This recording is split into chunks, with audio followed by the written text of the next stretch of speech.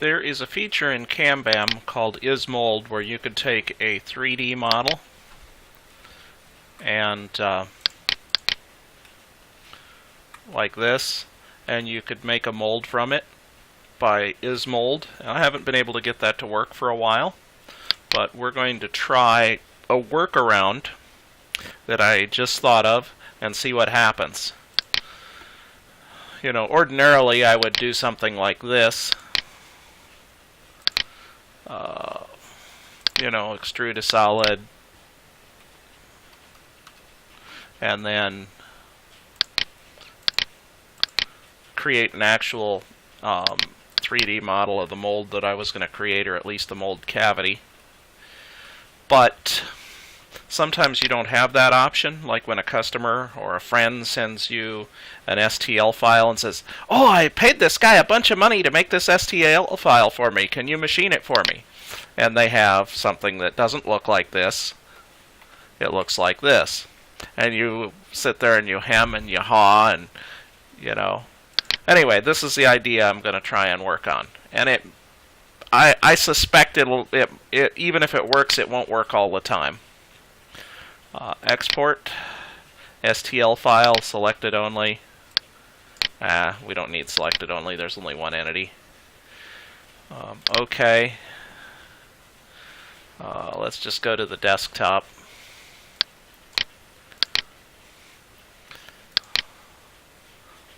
Ball.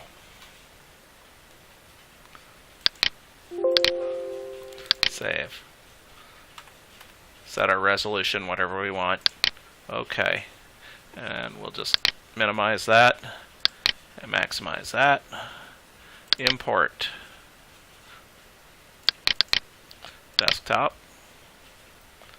Ball. Alright. There we go. We've got our ball, our 3D object. Alright. Now I'm going to go ahead and set some machine operations, even though this is a test thing, because then I don't have to put in a whole bunch of parameters. Okay. Let's see, 3D operation, and we'll pick a style like 1/8 inch ball, heavy horizontal, and it says selected shapes, but we haven't got one yet, so we'll just go selected shape, and if we hit Control T, it machines around it because we haven't set a depth. You know, we could set the depth of whatever. Let's try IsMold first, just for the heck of it. All right, mold. Or I say IsMold, but it's mold true. True. Control T, and we'll hide that. We got no tool. Oh, we do have some tool paths. Let's see what our target depth is and see what happens. Target depth of, I don't know, -2. And all we get is a flat bottom of the outside perimeter of the object at whatever target depth we set. Obviously, the mold thing doesn't work the way I think it used to. So let's set that back to default, which is false. And we'll show you the trick that I think I figured out. Let's see, hide those tool paths for the moment. And we'll show the ball again. And we'll go edit.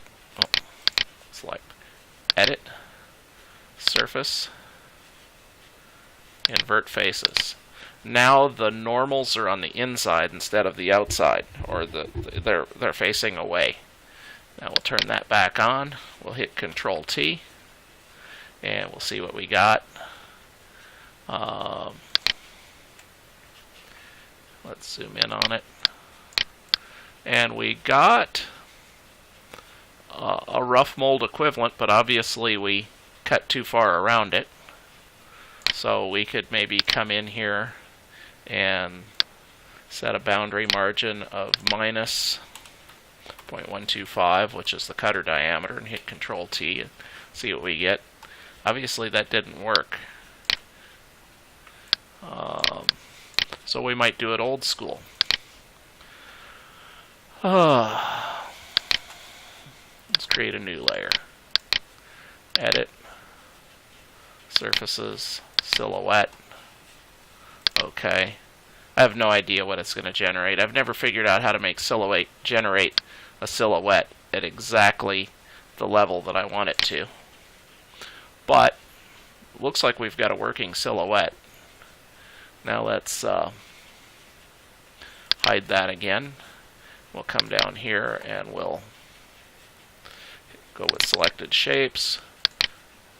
That silhouette. Control T. And it doesn't look like I got what I wanted that way either.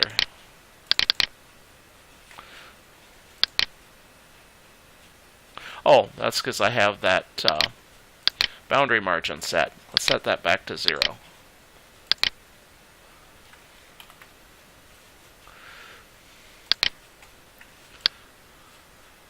And we have an approximation of a mold that would be like the old is mold feature, with one exception. We should be able to put this anywhere in the working area, not just over the center and reversed in particular locations. If I move this over here,